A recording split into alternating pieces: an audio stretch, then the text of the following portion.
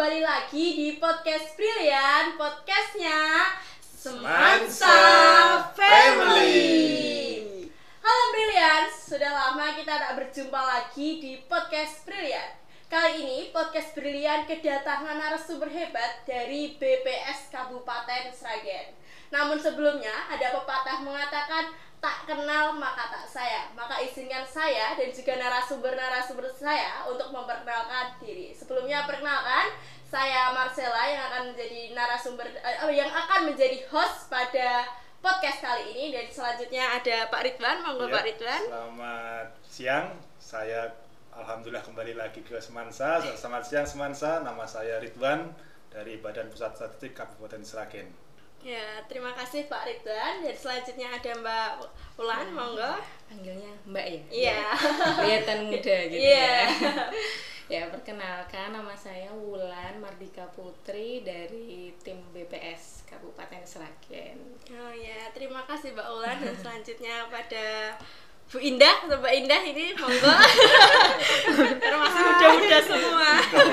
Aku Indah dari Kakak, BPS. kakak, Iya, kakak ya. Iya. Jadi semangat nih. Nama aku Indah Nurvitasari dari BPS Kabupaten Sragen. Halo. Halo Brilian. Jadi pada kesempatan pagi hari yang sangat cerah ini, tentunya kita bersama para narasumber kita akan membahas topik tentang Badan Pusat Statistik dan juga tentang Sekolah Tinggi Ilmu Statistika STIS gitu nggih, Mbak, Ya. dan juga Pak Ridwan. Ya. Jadi yang kita ketahui ya Brilian, Badan Pusat Statistik itu kan lembaga pemerintah yang non kementerian yang bertugas untuk menyediakan statistik dasar bagi pemerintah dan masyarakat. Yang biasa kita ketahui adalah tentang BPS ini erat hubungannya tentang sensus penduduk ataupun mendata penduduk dan lain sebagainya. Mungkin tentang itu kita kan juga masih anak sekolah, mungkin belum secara lebih tahu tentang BPS. Mungkin bisa Iya. dijelaskan apa itu BPS ataupun tugas dan fungsi utama dari BPS. Monggo Pak Ridwan bisa menjelaskan. Ya, jadi BPS ya, betul apa yang disampaikan Mbak Marcella di awal tadi Iya. ya. Lembaga lembaga pemerintah non kementerian. Iya. Jadi kita bertanggung jawab langsung di bawah presiden. Jadi kebutuhan data ataupun statistik untuk presiden itu setiap saat harus terupdate, harus yang sesuai kondisi lapangan. Jadi kalau saya mengibaratkan di lingkungan sekolah seperti ini ya, saya mengambil contoh Bapak Kepala Sekolah SMA 1 itu merupakan presiden. Ketika ada murid-muridnya dari kelas 1 berapa orang, murid kelas 2 berapa orang, murid kelas 3 berapa orang, itu hanyalah sebagai data. Tapi ketika Bapak Kepala Sekolah itu membutuhkan yang matangan, olahan data yang sudah diolah, itu nanti akan muncul berapa persentase siswa laki-laki dari kelas 1, berapa persentase siswa kelas 2, laki-laki kelas 3 berapa. Nah, itu nanti kan ada tim tersendiri, mungkin dari tim kesiswaan itu kita ibaratkan Badan Pusat Statistiknya. Itu yang bertanggung jawab memberikan data untuk digunakan kepala sekolah menganalisis atau sesuai kebutuhannya dari sekolah itu apa. Mungkin kebutuhan fasilitas infrastruktur di sekolah yang bisa diusahakan dari sekolah, nanti kan berpusat keputusannya oleh kepala sekolah. Sama halnya nanti di negara ini kan penanggung jawab pemerintah kan ada di presiden. Kita sebagai kementerian, lembaga non kementerian yang bertanggung jawab langsung dengan presiden, maka memberikan data, memberikan usulan pada presiden. Jadi nanti yang angka-angka yang kita usulkan ya angka-angka mengenai perkembangan di negara Indonesia ini. Sama halnya tadi di SMA 1 ya murid-murid di SMA 1 seperti itu sih, gambarnya seperti itu. Jadi itu tugas dan fungsi utama dari BPS. Mungkin dari Mbak Ulan ataupun Mbak Indah ingin menambahkan tentang fungsi ataupun tugas dari BPS seperti itu, monggo. Saya rasa penjelasan dari Mas Ridwan udah jelas. Iya. Tak jauh tentang mendata, mengolah dan menganalisa. Intinya BPS itu ya instansi yang tugas utamanya, visinya seperti itu ya.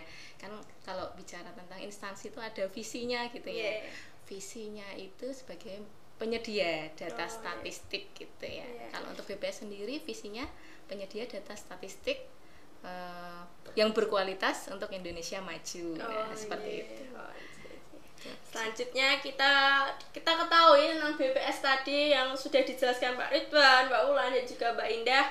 Terus seberapa penting data statistika yang dihasilkan BPS bagi masyarakat, dan bagaimana cara masyarakat mengakses data yang dihasilkan oleh BPS? Mungkin seperti itu. Kepada Mbak Ulan bisa dijelaskan, atau Mbak Indah, monggo. Pak Ridwan, kembali ke Pak Ridwan lagi, Mas. Ya, Pak Ridwan dulu. Seberapa penting ya, Pak? Iya. Itu kan kalau kita memposisikan sebagai pengambil keputusan, pengambil kebijakan, kalau kita balik lagi ke kepala sekolah tadi ya. Ya kita mengetahui warga kita, mengetahui penduduk kita berapa, kebutuhannya apa, itu kan kita harus mengetahui data tadi. Data itu kan secara lengkap dari A sampai Z, dari by name-nya. Tapi secara agregat nanti kan disajikan dari persentase ataupun rasio seperti itu, keterbandingannya itu kan lebih simpel disajikannya. Jadi nanti pentingnya data untuk pengambil kebijakan, entah itu kepala sekolah atau presiden, itu sangat penting. Jadi ibarat nanti pengambil keputusan itu ingin menyediakan ruang laboratorium bahasa seperti itu ya. Ternyata anak-anak pengguna fasilitas bahasa di SMA 1 itu hanya untuk 3 kelas misalkan ya, misalkan hanya untuk 3 kelas. Tapi ternyata Pak Kepala Sekolah mengambil keputusan membuat kapasitas 6 sekolah, 6 kelas. Yaitu kan yang 3 kelas istilahnya mubazir kan ya, tidak berguna. Makanya agar lebih tepat sasaran, lebih tepat guna, maka sesuai data tadi, sesuai statistik tadi, membuat yang sesuai kapasitasnya, maka 3 kelas untuk lab bahasa. Maka pentingnya data ya sangat penting, karena suatu pengambilan kebijakan yang lebih terarah, terukur, dan tepat sasaran pada akhirnya nanti. Dan untuk data statistik sendiri kan sekarang sudah terbuka ya, bisa diakses mulai dari kita sebagai siswa. Mungkin nanti ada kajian tentang penelitian berapa jumlah penduduk Kabupaten Sragen, ataupun jumlah siswa usia siswa sekolah itu berapa, dari 5 tahun sampai 16 tahun, dari SD sampai SMA, ataupun nanti juga siswa perguruan tinggi berapa, nanti bisa dianalisis di situ, itu bisa diakses oleh masyarakat umum. Kita di Sragen itu ada yang namanya BPS Sragen itu webnya. Nanti bisa diakses di sragencap.bps.go.id. Itu jadi terbuka. Jadi nanti untuk yang tingkat kabupaten ada Sragen Cap, kalau yang tingkat provinsi ada Jateng Prof. Dan untuk yang tingkat nasional nanti ada bps.go.id. Nanti bisa diakses data-datanya menurut yaitu dari Cap ya, di kabupaten, ke provinsi, bps.go.id. Jadi itu datanya sekarang kan kita kan mungkin sebagai pelajar ya Pak, belum tahu lebih tentang data-data seperti itu. Gitu nanti kita bisa akses melalui web laman yang sudah panjenengan sebutkan tadi. Terbuka sekali. Jadi gratis. Yang penting kan gratis ya. Waktu daripada scroll Instagram. Mending kalau gabut scroll web kan website BPS gitu. Menambah pengetahuan, wawasan seperti itu. Bisa dijelaskan Pak, apa isinya mungkin dari web-web itu yang terdapat di web Sragen, mungkin tentang hasil apa saja, data-datanya? Untuk data-datanya, kalau saya boleh kembali lagi ke BPS di dalamnya ya, sebetulnya di dalam BPS itu ada 3 nyebutnya ya, seksi. Kalau di kabupaten kota itu ada 3 fungsi Pak. Fungsinya itu ada 3 ya, ada sosial, distribusi, produksi, neraca wilayah, sama IPDS. 5 ya Pak. Ada 5. Jadi 5 bidang ini nanti membawahi kegiatan masing-masing, berbeda-beda. Jadi kalau dari sosial itu nanti terkait tentang warga, masyarakat di sini, kependudukan seperti itu. Entah itu bisa dari kemiskinan, ketenaga kerjaan, ataupun dari pendidikan. Jadi nanti di bps.go.id itu ada semua di situ. Di subbahasan kependudukan sosial, di demografi tadi. Untuk diproduksi itu ya terkait hal-hal produktivitas di wilayah setempat. Seperti nanti panen padi, palawija, jagung seperti itu. Itu nanti juga ada datanya di kita. Terus di industri juga sumbangsih dari manufaktur berapa persen, itu juga ada di BPS GoID. Terus tentang galian pasir ataupun galian batu seperti itu ada di BPS GoID. Itu yang untuk produksi. Untuk yang distribusi itu tentang kaitannya perpindahan barang. Nah, barang berpindah dari produsen ke konsumen, dari pasar ke pemakai, itu nanti ada kaitannya dengan harga pasar. Harga pasar gimana perkembangannya di bulan Januari ke Februari ke Maret, seperti dari bulan ke bulan. Jadi di tracking lah istilahnya, di tracking. Jadi kita tahu perjalanannya dari kenaikan atau penurunan harga. Kaitannya kan nanti ada bahasa sekarang kan inflasi, inflasi harga naik. Kita bikin kayak semuanya serba mahal lah, itu nanti di distribusi yang memonitor dari kegiatan itu. Lalu ada itu fungsi namanya neraca ya. Neraca. Nah, neraca itu kalau saya rasa itu lebih ke analisis. Jadi dari produksi, sosial, distribusi itu neraca tinggal menganalisis dan membuat mengetahuinya dengan fenomena di lapangan. Seperti itu. Bagaimana perkembangan pengangguran di lapangan terkaitannya nanti dengan distribusi, nanti mempengaruhi produksi di lapangan terhadap manufaktur lah, itu nanti tugasnya di neraca kewilayahan. Itu nanti menganalisis, membuat datanya, perkembangan atau penurunannya itu bagaimana, seperti itu. Dan untuk satu bidang yang terakhir itu bidang IPDS. Jadi IPDS itu kaitannya hanya tentang pengolahan statistik saja. Publikasi menyajikan data, sehingga data yang kita olah, kita hasilkan dari lapangan itu bisa diterima ke konsumen data, termasuk nanti ke siswa, ke mahasiswa atau ke masyarakat, seperti itu.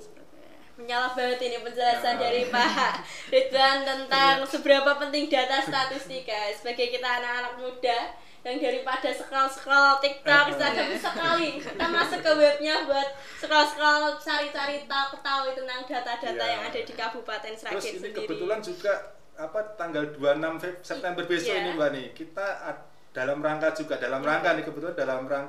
Statistik Nasional, Hari Statistik Nasional tanggal 26 September 26 kita memperingati Hari Statistik Nasional. Sebentar lagi ya, ini udah tanggal 24, 2 hari lagi sudah. Jadi jargonnya, tagline-nya besok itu gimana, Pak? Statistik berkualitas untuk Indonesia Emas. Suara nyala nih. Keren. Menyala statistik statistik berkualitas untuk Indonesia Emas. Jadi diharapkan kan 2045 nanti generasi-generasi di SMA 1 ini nanti pas di 2045 adalah generasi emas kita. Jadi dengan adanya statistik berkualitas di tahun 2024, 2025 sampai 2045 itu nanti mengantarkan adik-adik semansa ini menjadi generasi emas. Amin. Terus selanjutnya mungkin terima kasih tentang penjelasan Pak Ridwan tadi tentang seberapa penting data statistika dan bagaimana kita masyarakat untuk mengakses data tersebut.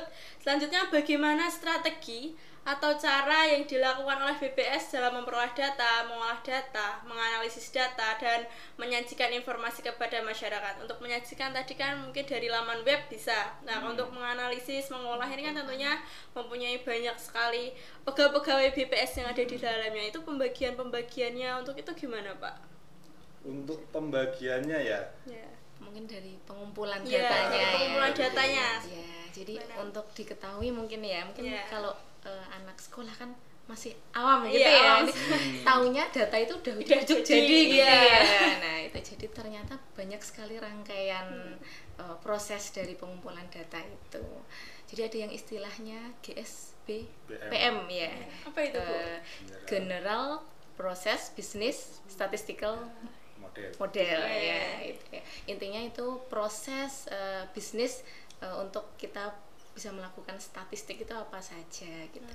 Jadi awalnya itu pasti pengumpulan data ya. Yang pertama pasti pengumpulan data. Tapi sebelum data itu dikumpulkan pasti ada kegiatan dulu ya, namanya pelatihan dulu.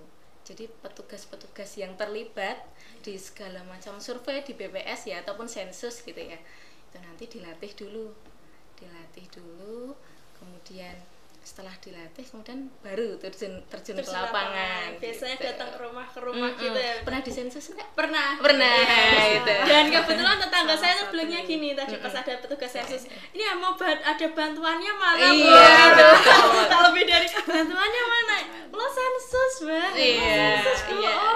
Iya, emang itu yang jadi PR kita bersama ya. Jadi sebagian besar masyarakat itu emang ngiranya Ya, bantuan data, gitu dapat ya, data dan bantuan bantuan. gitu. Ya mungkin secara tidak langsung memang arahnya mau ke itu ya, untuk mau melihat sasarannya seperti itu. Tapi kan petugas pendata itu kan ingin mendata aja ya fokusnya. mendata, Dia kan tugasnya mendata aja untuk kemudian nanti setelah didata kemudian diolah begitu ya.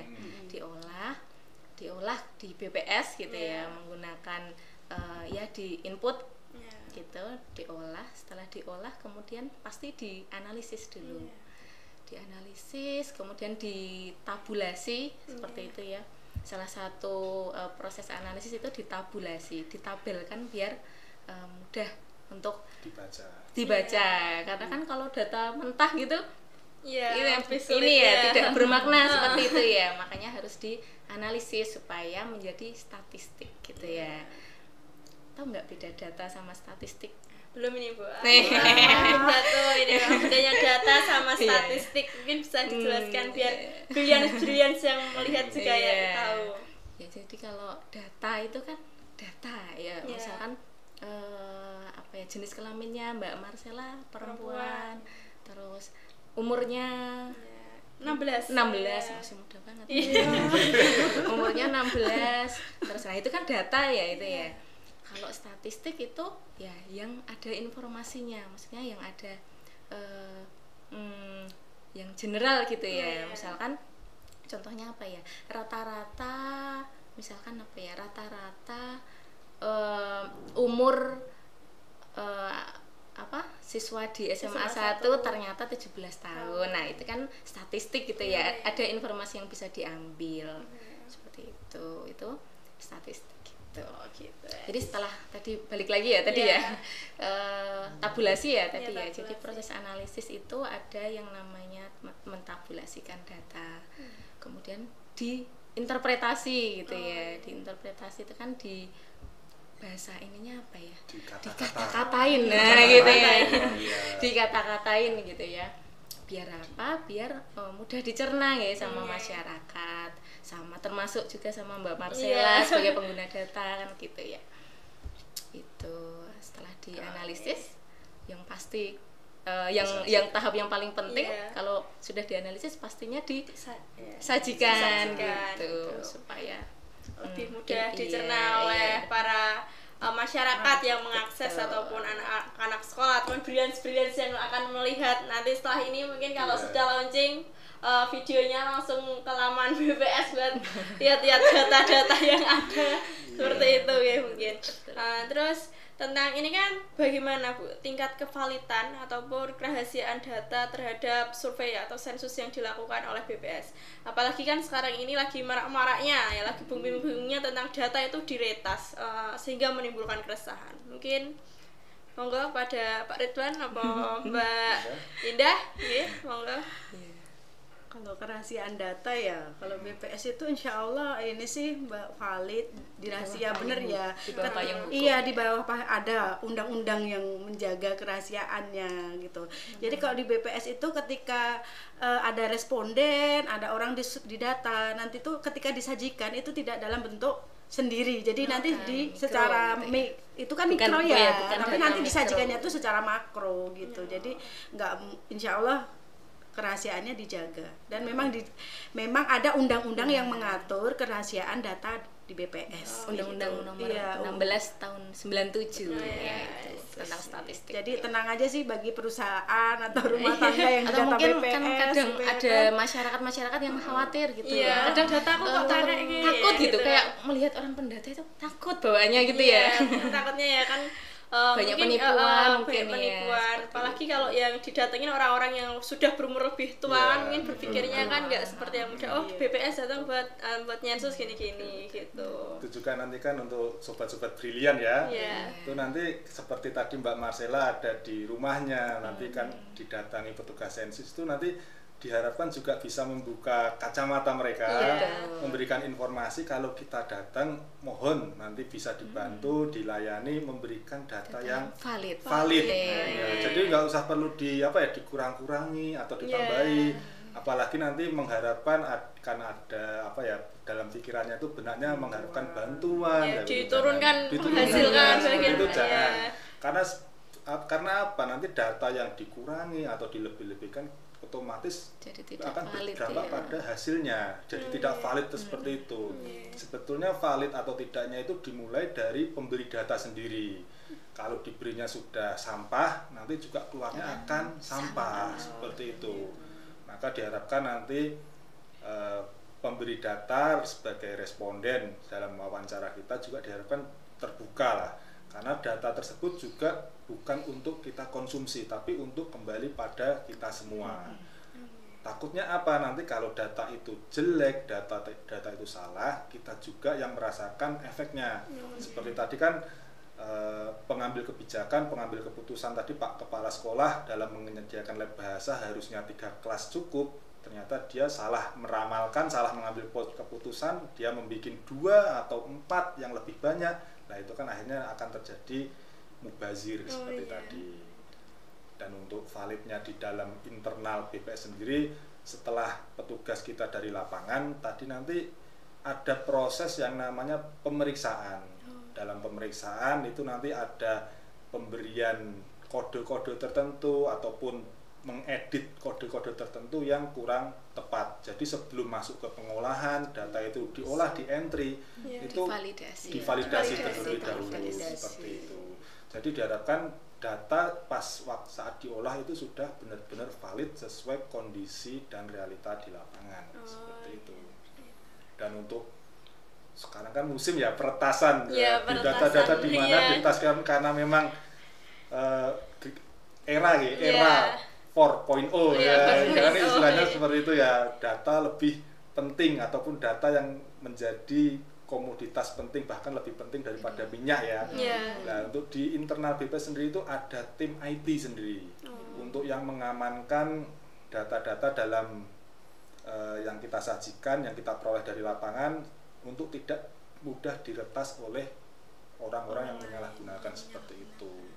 Dan orang-orang yang tim IT tadi juga berkompeten di bidangnya seperti itu. Jadi untuk menghindarilah, karena kita memang sadar betul data itu sangat berharga untuk di era-era sekarang bahkan ke depannya nanti. Bisa untuk rekam jejak. Iya betul. Diharapkan nanti tidak disalahgunakan.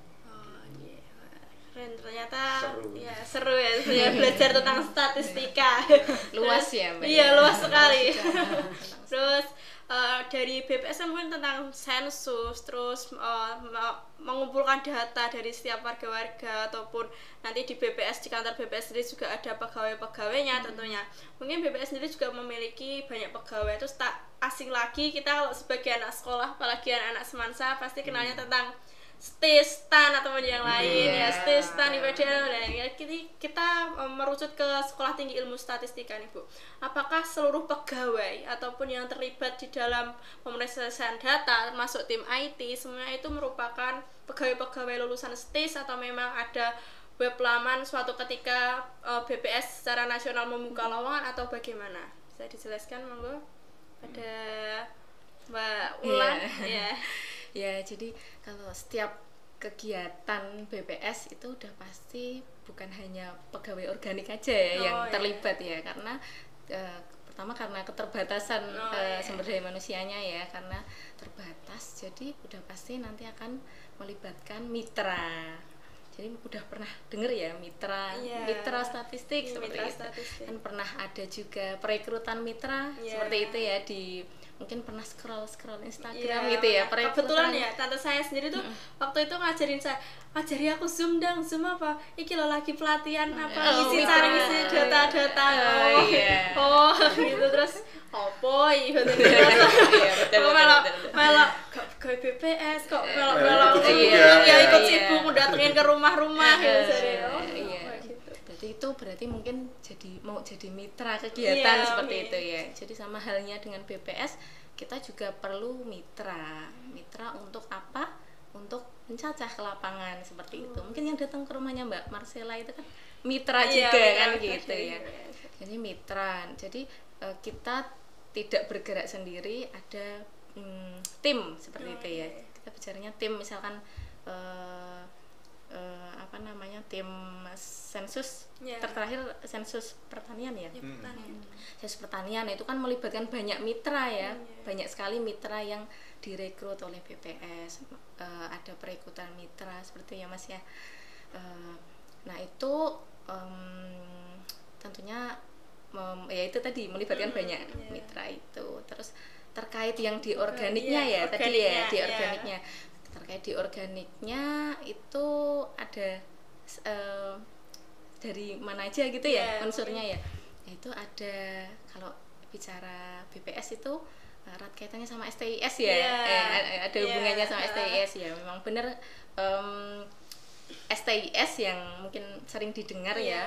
Nah itu untuk lulusannya itu memang dipersiapkan untuk menjadi pegawai BPS gitu. Jadi banyak juga pegawai STIS pegawai yang dari STIS. Tapi di sisi lain juga banyak juga yang dari umum. Dari umum ya, sekiranya mencakupi untuk dia mendaftar dan akhirnya jadi di organiknya pegawai-pegawai BPS. Jadi dari pengangkatan CPNS umum, nah itu juga masuk juga ke BPS ya. Dari teman-teman di BPS Kabupaten Sragen juga ada 2 jalur gitu loh. Dari umum ada lulusan STIS ada. Jadi di kantor itu nggak melulu anak STIS. Jadi ada juga yang dari jalur semuanya gitu. Jadi seperti itu. Mungkin jadi terus ini ada yang mau Bapak Eva, ada yang lulusan STIS-nya atau memang dari Mbak Indah ya? Kakak berdua ya. Nah jadi ini mewakili ya, ini dari yang umum ya. Kebetulan kita membawa sampel yang kita sama-sama positif untuk BPS. Iya, tapi walaupun berbeda tetap satu jiwa gitu ya. Terus apalagi ini kan brilliance apalagi yang kelas 12-an mungkin lagi siap-siapnya. Mungkin ada ini enggak sih Mbak Indah ataupun Mbak Ulan syarat-syaratnya mungkin semasa dulu mendaftar di STIS gitu, setelah sekarang bisa melanjutkan di BPS udah berapa tahun yang lalu Mbak ya? Syarat-syarat awamnya yang dibutuhkan oleh brilliance gitu. Apa harus kalau ambil IPA nggak harus ngambil IPA nggak bisa masuk di STIS atau sebaliknya atau gimana gitu dulu? Bisa. IPS sekarang bisa. semua jurusan bahkan SMK bisa loh. SMK Jurusan ini loh IT ya. Iya. Nanti masuk komputasi tuh kalau di STIS bisa SMK. Karena ada memang bagian di BPS kan ada IPDS tadi ya. Yang bagian pengolahan IT itu kan. Jadi untuk umum sebenarnya nggak cuma IPA saja. Gitu. Tapi STIS sendiri tuh di dalamnya mungkin ada kayak yang tadi disebutkan tadi lulusan dari SMK yang mungkin jurusan IT komputer gitu. Di perkuliahan STIS itu lebih ada bidang-bidangnya gitu nggak sih Bu? Kayak semisal ya jurusan. Kalau STAN kan ada yang administrasi publik ini gitu. Kalau STIS itu gimana Bu? Yang kita kan jarang ketahui juga. 2 jurusan ya? 2 jurusan. Yang komputasi sama statistik nanti dibagi 2 lagi, statistik ekonomi sama kependudukan. Jadi 3 tergantung minat, tergantung peminatan gitu. Jadi dari awal masuk tuh udah langsung suruh milih tuh mau jalur komputasi, mau jurusan komputasi apa statistika gitu. Pas pendaftaran tuh langsung milih jurusan. Kebetulan Mbak Ida sendiri ngambil apa dulu? Statistik ekonomi. Ekonomi juga. Kalau saya kependudukan. Kependudukan. Jadi mewakili ya. Sama melengkapi. Sama saling tahu lah gimana dulu waktu sekolahnya gimana itu bisa tahu. Mungkin ada ketertarikan enggak Mbak Marcella secara khusus? Dulu tuh pernah sempat kayak mikir apa aku plan A-nya kan pengen ke STAN, apa sama STIS gitu kan, tentang mengolah tentang data-data negara juga. Insyaallah bismillah. Semoga berarti harus prepare dari sekarang. Itu untuk kelas berapa? Iya, Mbak? 11, kelas 11. Cocok berarti Kelas 11 persiapannya bisa matang Benar, dari nanti kelas ya. 11 ya. Iya. Nanti itu sampai kelas 3 kayaknya ya, semester 5 ya berarti ya. Iya. Nah, itu tuh nanti nilai rapotnya tuh harus dikawal betul tuh, matematika, bahasa Inggris ya. Itu kayaknya harus 8 apa ya? Tuh mungkin sebelum masuk juga ada tesnya lagi Betul. Betul. Nanti. Tapi Ada kan tesnya. minimal administrasinya dulu Oh, iya, disiapkan administrasi. kan ya. Lolos administrasinya seperti itu. Iya.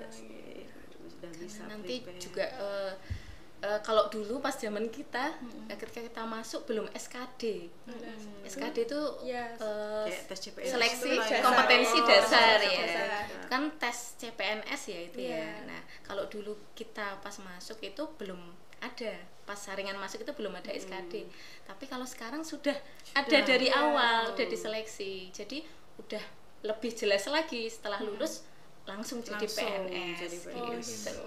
Bahkan formasinya sudah ada. Formasinya udah Iya, ada. nanti Udah mau tahu penempatan ditempatkan di mana tuh udah baru ada. masuk SDIS tuh langsung milih tuh. Sekarang udah Mau ada. di Kalau Jakarta dulu aja. Masih belum. Jadi kayak awal. kita masih Bayangan. nggak tahu mau ditempatkan Masih di mana horor gitu, itu, masih masih horor. horor. Bayang-bayangnya itu Tahu-tahu di Papua. tahu-tahu di Papua, tahu-tahu di Aceh, Kalau sekarang seperti sudah itu. langsung isi. Sekarang udah tahu pengennya di mana, jadi kita udah fokus gitu mau ngejar ini seperti itu. Kalau semangat ya semangat, kalaupun nanti nggak semangat. Oh, gitu. Gitu. Kalau Kalau saya malah lebih ke umum. Iya. Kalau saya jalur umum, kalau nggak berdua kan udah lewat jalur STIS. Oh, iya. Kalau saya umum, untuk masuk ke BP sendiri mungkin tidak ada rencana atau bayangan. Karena memang kalau mbak berdua kan udah ada rencana dari nilai raport, Iya. mulai dari kelas 2 SMA ya. Saya kebetulan juga SMA, saya IPS. IPS, Ilmu Pengetahuan Sosial. Statistik saya dulu di Ambu mungkin masih ada ya, Ibu Anis namanya, Bu Anis. Masih ada, dan itu statistik saya jelek banget. Jelek. Baik itu ulangan, di rapot jelek. tiba-tiba ketertarikan ke statistika gimana, Pak? Rezeki mungkin ya. rezeki Mengalir rezeki itu gitu udah ya. mengalir gitu aja, Iya. udah ada yang ngatur ya. Untuk tes sendiri ya alhamdulillah lulus, masuk, dan sampai saat ini seperti itu. Ini mungkin merendahkan. Iya. Merendah untuk Saya meroket. juga nggak percaya. Iya, merendah untuk meroket SMA ini. 1. SMA 1. Brilian nggak mungkin. Mas Ridwan juga SMA 1. Iya, apalagi dulu kan SMA 1 kan masih nggak ada yang zonasi gitu kan. Itu Udah pasti orang pilihan Iya. ya. Nambah pengalaman brilian juga ini yang mau melanjutkan mungkin kakak-kakak kelas 12 ataupun teman-teman yang kelas 10, 11 yang ingin mencuri start dari awal untuk bisa mendaftar Bisa. di STIS dan kemungkinan bisa satu kantor sama Bu Indah ataupun Kami terima dengan senang hati. Berkolaborasi iya nanti. berkolaborasi ya gitu. Terima kasih, ini pengalaman luar biasa bagi seluruh mungkin yang akan melihat channel YouTube Semansa tentang podcast brilian pada hari ini. Kita akan tentang BPS, terus data-data ataupun yang lain, terus web-webnya, apalagi sampai ke Sekolah Tinggi Ilmu Statistika yang tadi dijelaskan oleh Bu Ulan, juga Bu Indah dan juga Pak Ridwan. Tak terasa kita sudah di penghujung waktu. Semoga kita bisa bertemu lagi di podcast siap. brilian dengan Terima kasih banyak Iya. Mbak Marcella. Iya, saya yang terima kasih nih Mbak sudah berkenan hadir dan datang ke Semansa ke podcastnya brilian. Semoga ada kesempatan Iya, lain ada lagi. kesempatan lain. Dengan senang hati kita nanti datang ke sini Iya, dengan mungkin senang hati. 5 tahun lagi atau 10 tahun lagi saya ngikut sama Siap. panjenengan. Amin, amin, Amin. Ikut podcast sama jenengan-jenengan mungkin. Amin, Mbak. Iya. Jadi seperti itu brilian, tak terasa. Saya mengucapkan terima kasih kepada narasumber hebat dan juga Brilliance yang akan melihat channel podcast brilian pada pagi hari ini. Untuk mengakhiri podcast pada hari ini kita jaga dulu. Untuk kembali lagi di podcast brilian, podcastnya Semansa Family. Terima kasih. Wassalamualaikum warahmatullahi wabarakatuh. Waalaikumsalam warahmatullahi wabarakatuh. Ya, terima